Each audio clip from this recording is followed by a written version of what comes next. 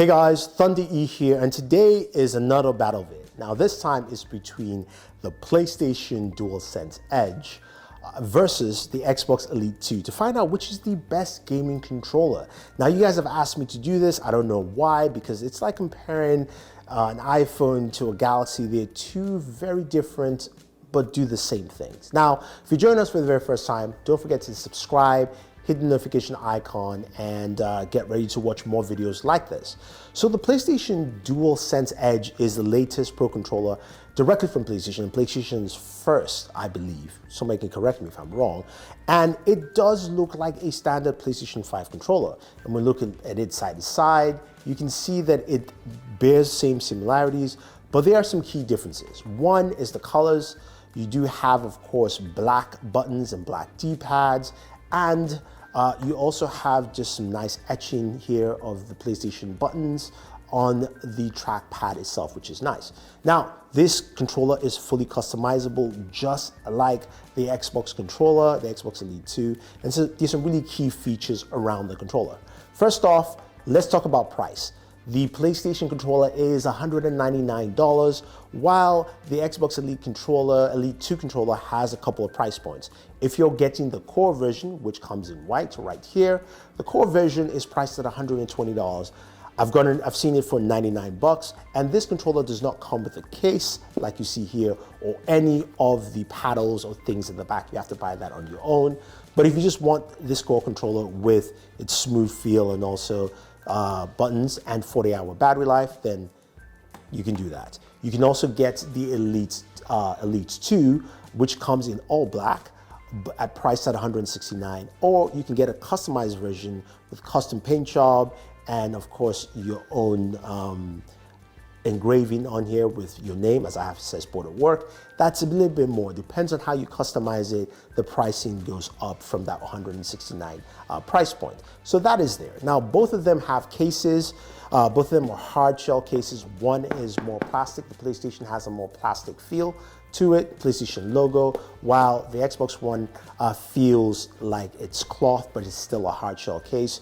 Both cases, open them up, reveal, of course, storage areas, giving you access to all your expansions to your controller. You do have braided cables for both devices, which is nice.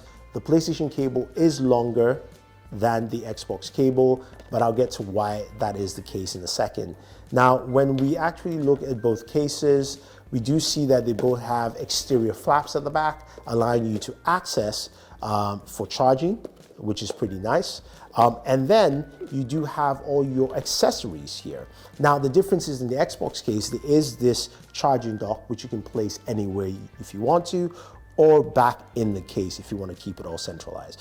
Now, both cases have a number of thumbsticks. So you've got 4 thumbsticks you can swap around in here with as well. And then with the PlayStation version, you have 4 paddles. 2 of them are regular paddles. 1 is a dome style paddle. So this is the regular paddle, so you can see here, and this is the dome style paddle from PlayStation. So that's a little bit different. I will say I do like the way the dome style paddle works, less interference or tapping either by mistake. While the Xbox has 4 paddles in total, because the Xbox has 4 paddle connections for the Elite controller. So there's P1, P2, P3, P4. So there's more customization with the paddles here. There's a shorter paddle and there's a longer paddle, while the PlayStation only has 2 paddle connectors at the back. So that is something, again, that is different. The PlayStation controller also comes with a lock button for the USB cord. So while you are gaming, to ensure that it is purely connected here and it won't slip off, you use this lock, if you will. You kind of open it up this way and then you thread it through, and yeah, then you can lock it in. So you get the idea here, and that's pretty much what it does. Boom. So that's the general idea there with the lock. Now, battery life is going to be a big one, with the PlayStation DualSense Edge coming in at between 5 to 8 hours depending on gameplay. So it's not pretty long, but you do have a long braided cable, so that allows you to charge and play in game as effectively as possible, while the Xbox Elite Series 2 comes in at a whopping 40 hours of battery life, so you can game for quite long sessions. Xbox definitely wins this section. So what can these controllers do? And how are they different? Well, first of all, of course, one's a PlayStation controller, one's an Xbox controller. So your thumbsticks are in two different positions for each of these controllers, which is fine. Now, the one thing with the PlayStation controller, you've got a couple of unique customization. One is the fact that you do have this dome style paddle, which is nice. And then you also have these function keys right here. So the function keys that are right below your thumbsticks allow you to switch between profiles while you're playing. So once you tap on it, you can go between different profiles and access the profiles that you want to, which is nice. You can also go ahead and swap the caps for your thumbsticks. It's quite easy, opening this up and switching to something else. Now, the one thing is that they are longer thumbsticks and shorter ones, but not as high. This one is still just slightly longer than the standard ones that you have here, which are pretty short, and you've got some shorter ones here. Now, the other thing you can do also again is you can open up the release button. Now, there is a release button here at the bottom of the controller. I'm just gonna use my tool here, tap this, and this opens up this flap right above your thumbsticks, revealing quick access to your analog sticks here. Now, this is great because you can open this up and you can swap them out. Right now, it only comes in replaceable colors, matching colors. It costs about 20 bucks, but I can see in the future coming in different colors. But also this helps if you have drifting issues with your controller, you just pop it out and pop a new one in and you are good to go. So that actually is pretty cool. And then of course, just putting this back up and snap, and then you're good. So it's quite easy to actually customize this controller here with that. While the Xbox controller, it's a bit different.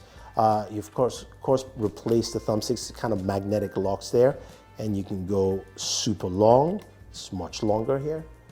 And then you can go pretty short and go with the gray one here. You can have different colors if you customize it. Your D-pad, you can swap that out as well, quite easy. And you can swap in a new one here. So you have that. And then you've got the 4 paddles at the back, which you can either place in or take out. You have that ability to do that, and you can customize that. As you saw with both controllers, they do have adjustable triggers. So you can go ahead and adjust the triggers for both controllers. Now, of course, the PlayStation controller still has its, its specialized triggers compared to what you have with the Xbox. But if you want to manually customize it while you're gaming, and say you're in a shooter and you want something quick, you can actually do that. Or you're in a racing game, whether it's Forza or Gran Turismo, you can change it to full access. So that's there and that's available for both controllers. USB connection for both of them, so you can actually connect your USB cable. Although the Xbox controller, Xbox Elite 2, has pogo pins, which works for, of course, the dock that I mentioned here. So you have that as well. Now, when you're looking at both controllers, you're asking, okay, which is better? And honestly, it depends on what you use them for and how you play and which console you have. Again, I think this is probably one of the best controllers for the PlayStation. The one thing I'll mention with the DualSense Edge is I wish it actually had more paddles at the back for people who are looking for extra customization or would use the function buttons for some of that functionality. I know it's kind of off-key, but that would actually help. Now, the ability to swap out the analog sticks, especially if you have drifting issues, I think is great. But again, the inability to not customize the D-pad is something that I wish was there, especially for its price point at $199. Now, when we look at the Xbox One, a lot of customization is involved in this, which is great. D-pad, thumbsticks, you can swap them out, swap out the caps. You cannot swap out the thumbsticks, so that's something the PlayStations have as an edge, especially if you're having drifting issues in the future. I do like the fact that it's got 4 paddles at the back. You can customize that. And in terms of software, both of them have very robust software in terms of customizing the controller itself. PlayStation has added a little bit more feature sets to it, especially with the function keys, adding those different profiles there, which you can do with the Xbox. You can't actually access them locally off the controller, but I do like that with the PlayStation controller. I think it just depends on what you want to use them for. Connectivity to the PC is better with the Xbox because it's pretty easy with the sync button. You still can't connect with via Bluetooth with the other, but the Xbox wins there on that PC side. But if I had to pick, it would be the Xbox Elite Series 2 controller. This thing has 40-hour battery life. I do like the extra paddles at the back, and the opposable thumbsticks are just my thing. So tell me, which of these controllers do you prefer? Do you prefer the PlayStation controller? Do you prefer the Xbox controller? Leave your thoughts down below, let me know. Otherwise, don't forget to like, share, subscribe, and always enjoy your entertainment.